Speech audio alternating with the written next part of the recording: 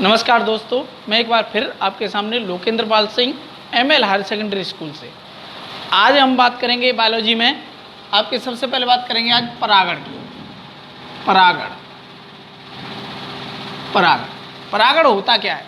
परागण परागकोश में बने परागकणों को मादा पुष्प के वर्तिकाग्र तक पहुंचने की घटना को परागण कहते हैं। क्यों? परागण क्या होता है? आपका परागकोश,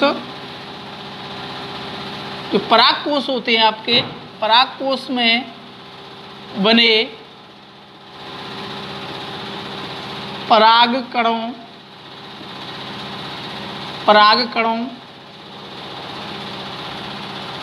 का मादा पुष्प के वर्तिकाग्र तक पहुंचने की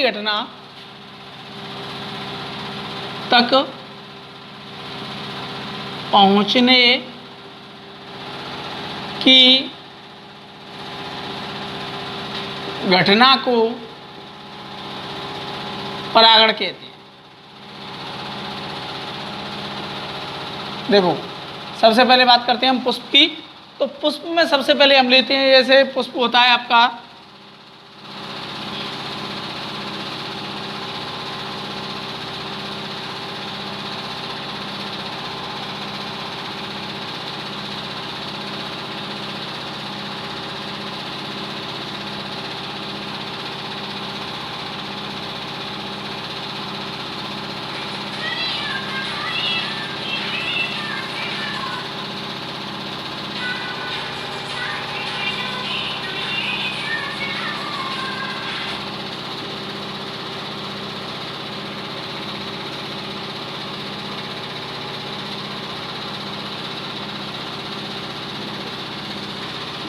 ये आपकी क्या है?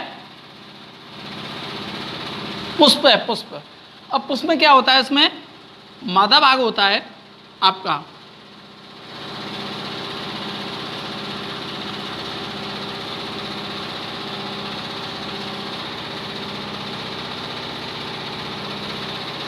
मादा भाग होता है और इसमें बहुत सारे आपके नर भाग होते हैं। बहुत सारे इसमें क्या होता है? नर भाग होते हैं। इसमें आपके नर भाग,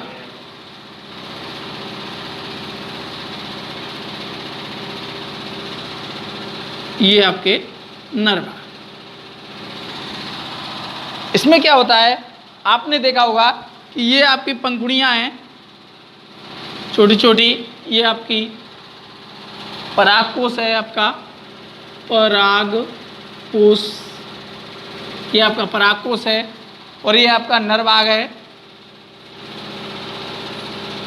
नर भाग जिसे बोलते हैं आपका ये तंतु और ये होता है आपका ऊपर पंखुड़ी। क्या होता है? पंखुड़ी। और ये आपका होता है आपका वर्तिकाग्र। ये आपका मादा भाग होता है, इसका ये होता है आपका वर्तिकाग्र और ये होती है आपकी वर्तिका। ये वर्तिका होती है और ये आपका अंडाशय। ये आपका अंडाशय होता है और ये आपका होता है बाह्यदल। ये देखिए, अब हम बात करते हैं कि परागण की। परागण परागकोश में बने परागकणों, जो परागकोश होते हैं हमारे, परागकोश क्या होते हैं? ये होते हैं आपके पंखुड़ी जो होती है, परागकोश होते हैं। परागकोश में बने परागकणों को पुष्प के वर्तिकाग्र तक पहुंचने की घटना को परागण कहते हैं। जो आपके वर्तिकाग्र होती है, ये वाली इधर ऐसे जाएंगे और इधर ऐसे वर्तिकाग्र तक पहुंचने की जो पूरी प्रक्रिया होती है उसे क्या बोलते हैं? परागण। परागण में क्या होता है कि आपको इसमें क्या होता है कि पुंकेसर जो होता है आपका, पुंकेसर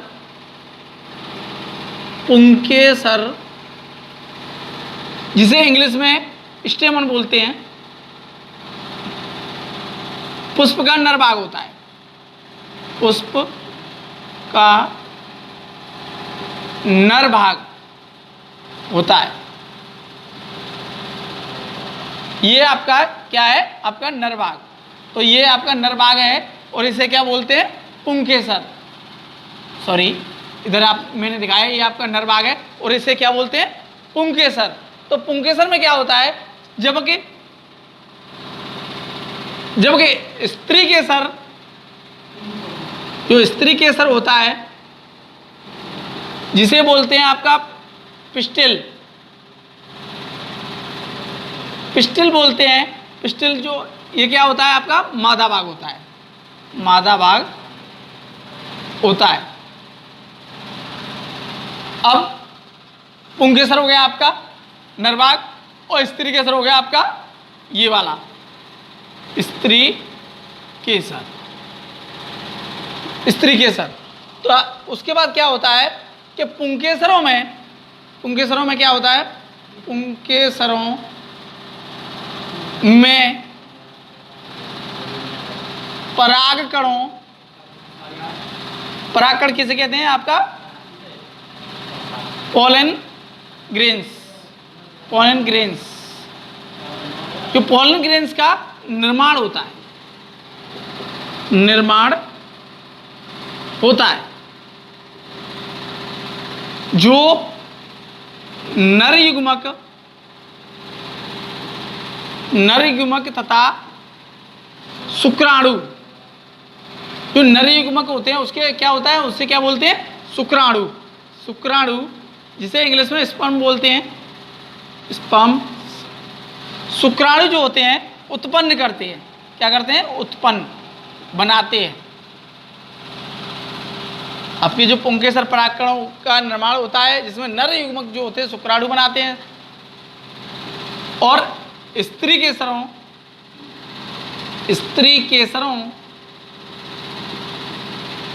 में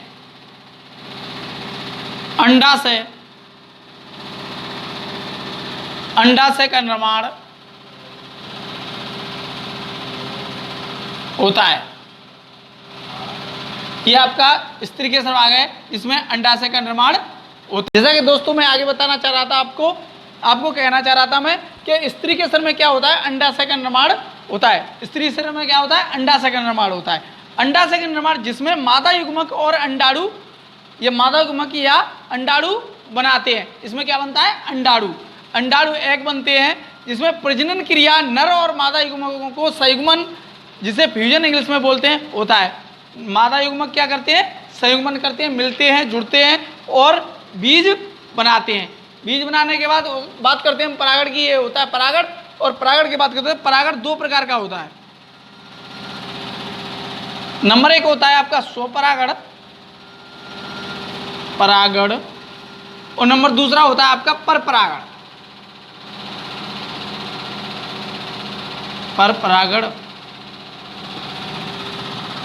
बात करते हैं स्वपरागण की।